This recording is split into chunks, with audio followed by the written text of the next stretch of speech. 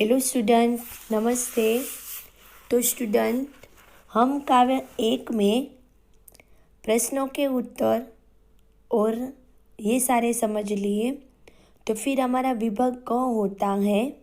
व्याकरण विभाग। तो आपके टेक्स्ट बुक के रिलेटेड आपको टेक्स्ट बुक निकालिए आप सब, और अपनी पेंसिल भी हाथ में रखिए। तो मैं जो बोल रही हूँ वो आप लिखते जाइए। इससे क्या हुआ, आसान रहेगा आपको। और ऊपर डेट भी लिखिए। तो ये प्रश्न 3 आपकी जितनी एक्सरसाइज टेक्स्ट बुक में लिखी है उनके सामने जगह है तो उधर ही लिखनी है, अगर नहीं है तो नोट में ज़रूर लिखनी है।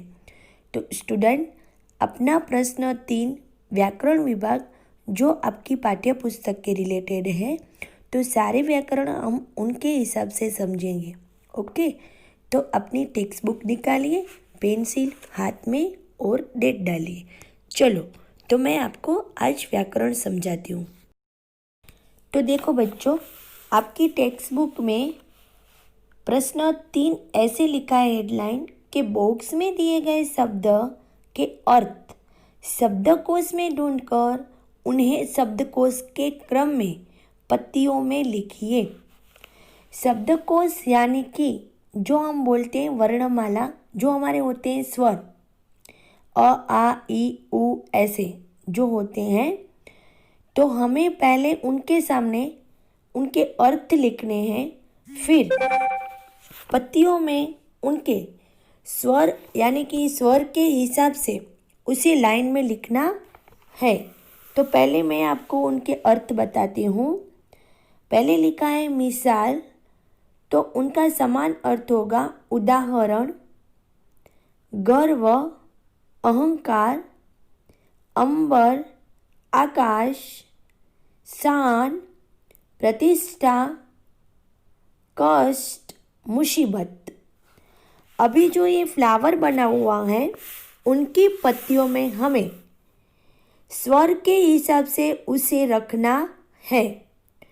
तो सबसे पहले हमारा अ आता है। स्वर में प्रथम अ, तो अ से जो शब्द चालू होता है वो है अहंकार। फिर आता है आ, तो आ वाला कौन सा है? आकाश। 3 नंबर की पत्ती में लिखा है उ, तब बोलोगे अ आ ई उ, तो उ वाला है उदाहरण। 4 में आपको वर्णमाला मिलेंगे। तो पहले आपका प आएगा वर्णमाला में, बाद में हम बोलते हैं प फ ब भ म, फिर आएगा म वाला शब्द।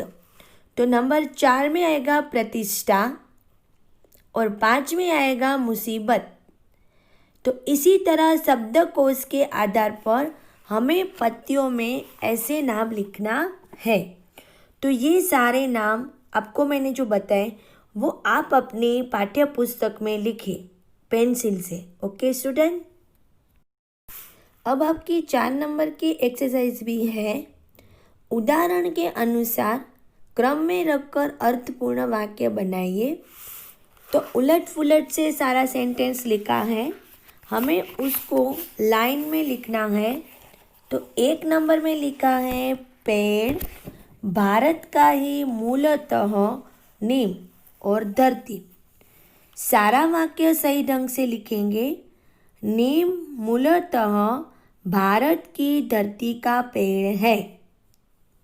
2, नीम है दातुन श्रेष्ठ की होती दांतों के। उनका सही ढंग से वाक्य लिखोगे। दांतों के लिए नीम का दातुन श्रेष्ठ है। 3, दिया जलाकर दिया रख में आंगन। सही वाक्य लिखोगे, दिया जलाकर आंगन में रख दिया। ओके, क्रम अनुसार लिखना है। 4 नंबर में लिखा है अधीरता दिखाने हमें में नहीं खाने चाहिए।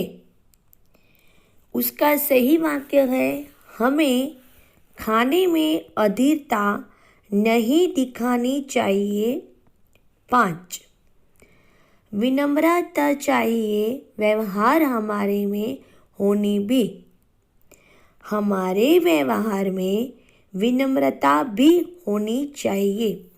इसी तरह क्रम अनुसार वाक्य लिखने हैं। फिर आप दूसरी एक्सरसाइज निकालिए। बच्चों, आपकी पाठ्य पुस्तक में प्रश्न 2 है। निम्नलिखित काव्य पंक्तियों का भावार्थ लिखिए। मैं मेरी वर्कबुक के फोटो निकाल कर रखा है।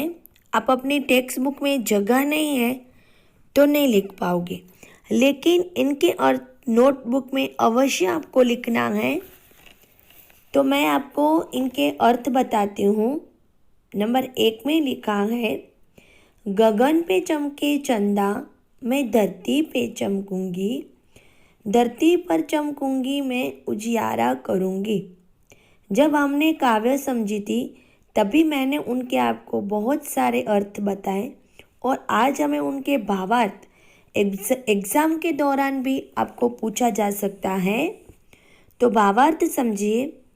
जिस तरह आकाश में चांद चमकता है उसी तरह मैं धरती पर चमकूंगी और चारों ओर अपना प्रकाश फैलाऊंगी, चारों ओर मेरा यश फैलेगा।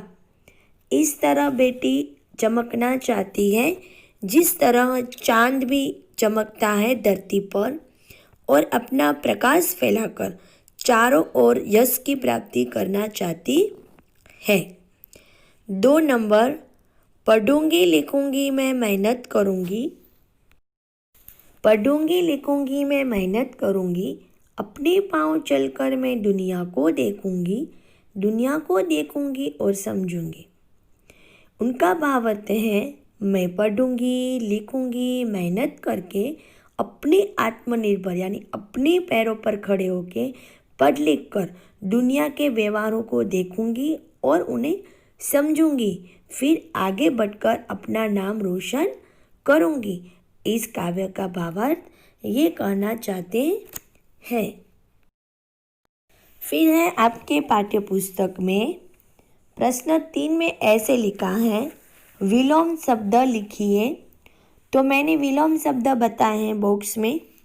आप अपनी नोटबुक में लिखना है और फिर अपने हिसाब से उनके वाक्य बनाकर वाक्य प्रयोग करना है। तो नंबर 1 लिखा है आकाश, तो उनका विलोम होगा धरती। 2 उजियारा, तो 2 नंबर में विलोम अंधियारा। 3 इधर उधर। 4 भलाई बुराई। 5 पाना खोना। उनके आपको वाक्य बनाकर भी लिखना है। तो मैं एक बता रही हूँ, जैसे आपको पहला बताया गया ही है उसी हिसाब से आप भी उनके वाक्य बनाकर लिखोगे। 4 नंबर में लिखा है वचन परिवर्तन करके वाक्य में प्रयोग कीजिए। ये भी आपको मैंने बताए हैं और आपको एक उदाहरण भी दिया गया है। तो आपके नोट में इस तरह ही लिखना है। पहले लिखा है घोड़ा, तो होगा घोड़े। उनका हमें वचन जो मैंने आपको सेम 1 में वचन और लिंग दोनों समझा दिए हैं, इसीलिए आपको आते होंगे। तो यहाँ पे मैं का होगा हम, बच्चे का होगा बच्चा। 3 नंबर खिलौना, उनका होगा खिलौने। और खेत, खेत हमारा वचन परिवर्तन में खेत ही रहेगा क्योंकि वो दोनों सेम वचन में दोनों सेम वाक्य है, शब्द है, इसीलिए उनका वचन परिवर्तन भी खेत ही होगा। कई शब्द ऐसे होता है जिनका परिवर्तन एक स्वरूप दोनों स्वरूप में एक स्वरूप बताया जाता है। तो ये सारे आपके नोटबुक में अच्छे अक्षरों में लिखना है। जो टेक्स्ट बुक में लिख सकते हो वो टेक्स्ट बुक में लिखिए, अगर जगह नहीं है तो नोट में लिखना है। Thank you.